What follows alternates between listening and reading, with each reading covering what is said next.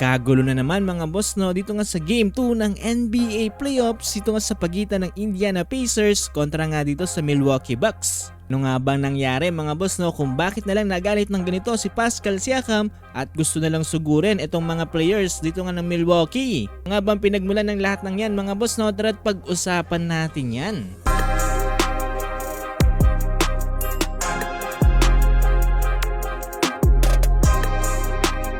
So ito na nga mga boss no, ang game number 2 dito nga sa pagitan ng Milwaukee Bucks kontra nga dito sa Indiana Pacers. Itong game 1 ay tinalo nga dito ng Indiana Pacers etong Bucks sa final score na 117-98.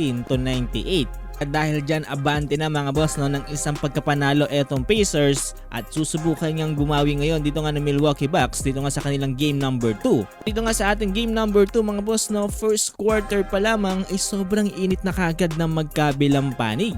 Ito kasi under 2 minute mark mga boss no, sa first quarter lamang na nga dito ang Indiana Pacers 36-24. Ball possession dyan ng Pacers mga boss no, at ito si Pascal Siakam yung nagdadala ng bola. Kung sinubukan niya nga tumira dito sa ilalim, eto nagmintes naman yung kanyang layup dyan at nagkaroon nga siya dyan ng offensive rebound. Pero dito nga sa kanyang pag-rebound, eto nagkaroon nga sila ng agawan dyan ni Gary Trent Jr. Sobrang tindi nga ng pag-aagawan nila ng bola dyan, eto napatalsik sa sahig etong si Pascal Siakam. At dahil nga mukhang napalakas dyan ang pagkuha ng bola dito ni Gary Trent Jr., eto talagang nagalit dyan si Pascal Siakam at gusto kaagad siyang sugurin dyan. Buti na nga lang ay inawat kaagad sila dyan ng mga players. Ito kasi mga boss no, kung papanoorin natin itong replay, ayan nakuha nga na dyan ni Pascal Siakam yung bola. Tapos yan, sinubukan naman dyan i-attempt ni Gary Trent Jr. itong pagkuha ng bola dyan ni Pascal Siakam.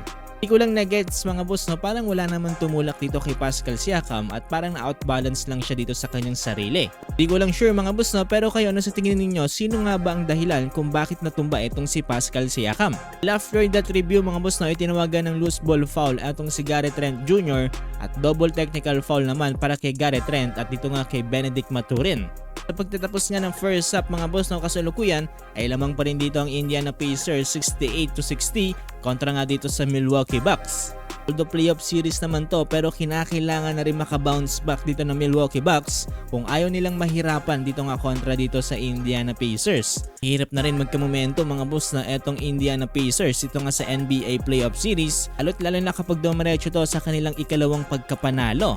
Bilang banda, dumating na rin ang mga players ngayon dito nga ng Los Angeles Lakers, dito nga sa kanila magiging laban ngayong araw, dito nga kontra sa Minnesota Timberwolves, dito nga sa Game 2 ng NBA Playoffs. Malalaman natin mga boss no, kung makakabawi rin ngayon dito nga ang purple and gold dito nga kontra sa Minnesota Timberwolves.